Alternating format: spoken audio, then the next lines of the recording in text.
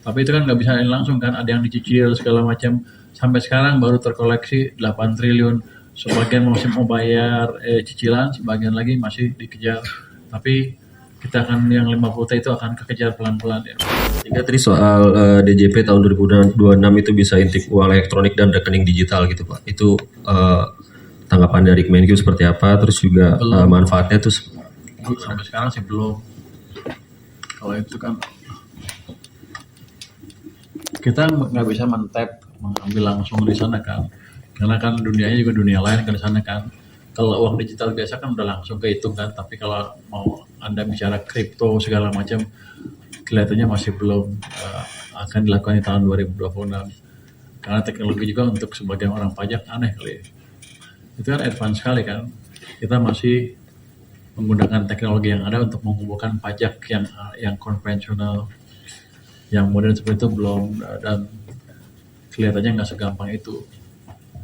Ada yang menawarkan kita katanya bisa mengambil pajak-pajak seperti itu, tapi ketika kita tes softwarenya belum kelihatan cukup menjanjikan. Tadinya mau kita implementasikan awal tahun ini, tahun depan, tapi setelah kita lihat softwarenya kita mesti pelajari lebih dalam lagi ya.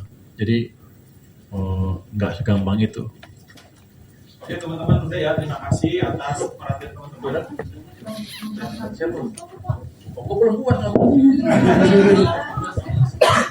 Pak, satu Pak dari konten Pak. Iya Pak, saya Dendi dari media konten Pak. Emang cuma berapa? Sejam? Yang atur kamu? Yang atur siapa? Lu? Biar aja kan Bapak Menteri. Pak, saya Pak, Dendi Pak. Kau pinggir dulu. Kan gue udah ngomong kita kan. Assalamualaikum. Pak, saya Dendi dari media konten, ada 3 pertanyaan Pak. Yang pertama soal update pengemplang pajak Pak. Yang dari 200 penunggak pajak itu realisasinya sekarang berapa ya Pak? Kemarin kan DJP menargetkan 20 triliun bisa tertagih ya Pak. Apakah ini bisa tertagih seluruhnya atau bagaimana Pak? Terus pertanyaan kedua Pak soal serapan belanja KL Pak. Apakah sampai sekarang ada KL yang masih serapan belanjanya rendah Pak? Terus untuk rencana realokasi ke anggaran MBG ini jadi atau enggak Pak? Terus pertanyaan ketiga soal CPNS Kemenkyu Pak, bakal ngambil dari stan nggak atau enggak Pak? Terima kasih. Atau dari luar stan Pak? Ya lu nanya 3, gue udah lupa 3-3-nya. Iya Pak, 3 itu aja Pak. Yang pertama tadi Pengemplang pajak 200 penunggak pajak. Itu yang 200 orang itu ya kita kumpulkan terus kan, targetnya 50 T ya. Tapi itu kan nggak bisa langsung kan, ada yang dicicil segala macam. Sampai sekarang baru terkoleksi 8 triliun. Sebagian masih mau bayar cicilan, sebagian lagi masih dikejar. Tapi kita akan yang 50 T itu akan kekejar pelan-pelan ya. Tapi baru 8 sekarang kira-kira. Berapa tadi?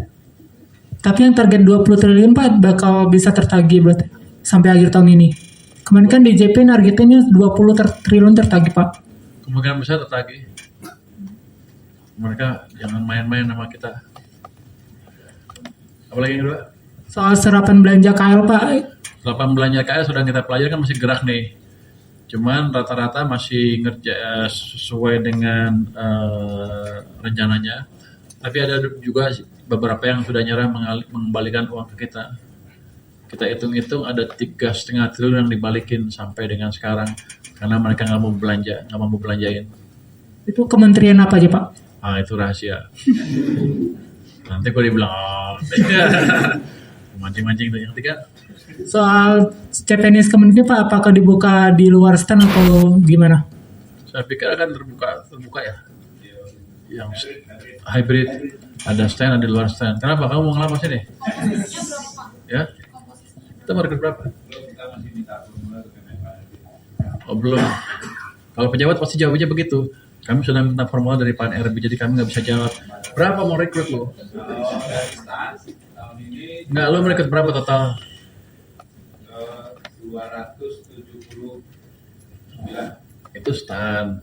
Mau rekrut berapa kita? Kemarin kita udah 1130. 13 itu dari Ya, di luar kita sana. tahun ini mau rekrut berapa ke depan?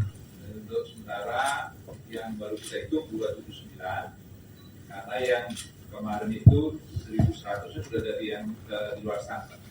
Nah, tahun ini kita akan mengusulkan yang usulan DP yang Berapa? dari Pak Jaka tadi bilang 300. Yang SMA itu? Ya. Oh, jadi gini, kalau lihat dia terjemahan apa yang dia katain, nextnya stand semua. Karena 1100 sebelumnya udah dari luar stand. Gitu loh jangan. Oke itu ya satu. Yang kedua kan bea cukai perlu tenaga lapangan tuh. Jangan semuanya bawa satu yang ini tenaga tekniknya, teknis yang ngambilin bea cukai itu. Kita lihat kan kita bocor di mana-mana, sebagian juga karena kurang orang. Kita akan rekrut 300 lulusan SMA seluruh Indonesia. Direkrut di masing-masing lokasinya nanti. Sini yang lulusan SMA siapa? Udah lebih semua kan? Kenapa anak nanya tadi? Mau daftar lo? Lo mau daftar lo? Kamu lulusan apa? Kamu lulusan apa? Komunikasi sih Pak. S1? Iya, Di mana? di UIN Sumatera Utara. Mau masuk keuangan lo?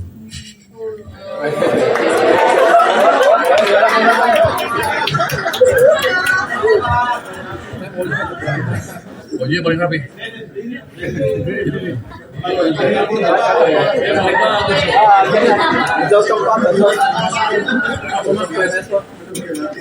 Oke, next.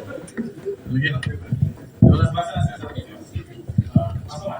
Pak, saya Dani dari Bisnis Indonesia. Dua pertanyaan. Jadi awal pekan ini investasi melepas obligasi pemerintah 84 juta miliar, 84 juta dolar.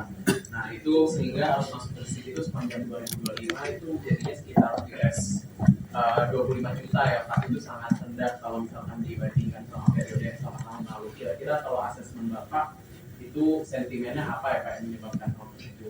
Terus yang kedua, hari Selasa lalu kan Presiden rapat khusus Pak di Halim. Bapak memang saat itu sedang di luar kota, gitu saat di Surabaya. Itu Pak Presiden menginstruksikan Menteri Sekretaris Negara untuk ngawasin dan juga memeriksa penyerapan anggaran pusat sampai daerah.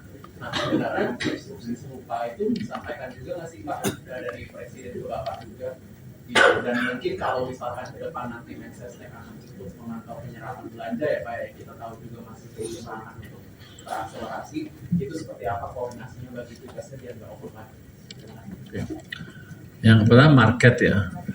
Kalau kan di stock market kan udah balik kan, udah naik kencang. Cuman di bond emang keluar untuk waktu yang pendek. Mungkin sebagian dari bond investor masih